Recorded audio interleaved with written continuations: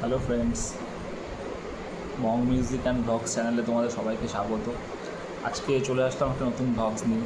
আজকের ভ্লগসটা একটু অন্যরকম। এটা হচ্ছে কী বলবো, কুকিং ভ্লগস। তো প্রথম কথা, আজকে হচ্ছে সানডে, ছুটির দিন। আর দ্বিতীয়ত ওয়েদারটাও খুব সুন্দর, মনোরম ওয়েদার, হালকা বৃষ্টি হচ্ছে।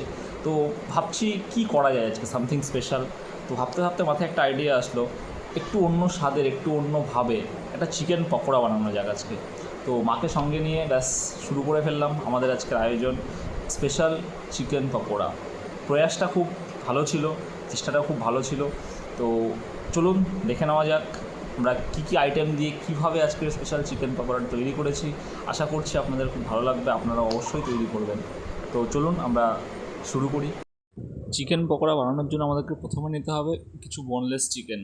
সেগুলোকে ভালো করে ধুয়ে জল ঝরিয়ে রাখতে হবে এবং তার মধ্যে টক দই, আদা, জিরে, রসুন, পেঁয়াজ এবং লঙ্কা বেটে লবণ হলুদ দিয়ে সেটাকে মেখে ম্যারিনেট করে রাখতে হবে প্রায় 1 থেকে 1.5 ঘন্টা।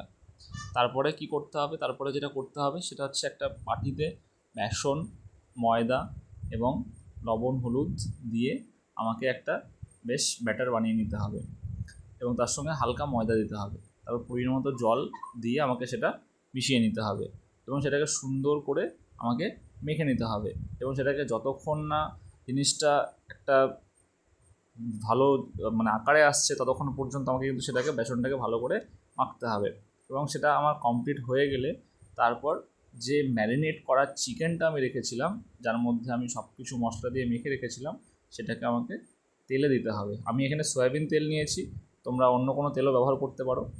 তো তারপরে আমাকে সেই যে ম্যারিনেট করা যে চিকেনটা ছিল সেটাকে আমাকে ভালো করে একটু মেখে নিতে হবে এবং মেখে নিয়ে সেখান থেকে একটা করে চিকেনের পিস তুলে আমাকে এই যে আমরা বেসনের যে ব্যাটারটা বানিয়েছি সেইখানে ভালো করে তেলটা হালকা আঁচে গরম করে নিয়ে সেখান থেকে ডুবিয়ে আমাকে তেলে ভাজতে হবে এবং মাথায় রাখতে হবে আঁচটা যেন হালকা হয়।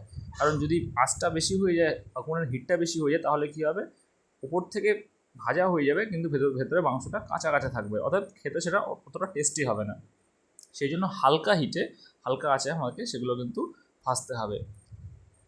তো এখানে অলরেডি ভাজা হচ্ছে এবং এগুলো ততক্ষণ পর্যন্ত ভাজতে হবে যতক্ষণ না সেগুলো লাল হয়ে যাচ্ছে। তো মোটামুটি লাল হয়ে গেলে তারপর এগুলোকে একটু নাড়াচাড়া করে দিতে হবে, উল্টে দিতে হবে যাতে অপর দিকটাও ভালোভাবে ভাজা হয়। তো অলরেডি লাল হয়ে এসছে। তো এবার এগুলোকে তুলে নেব।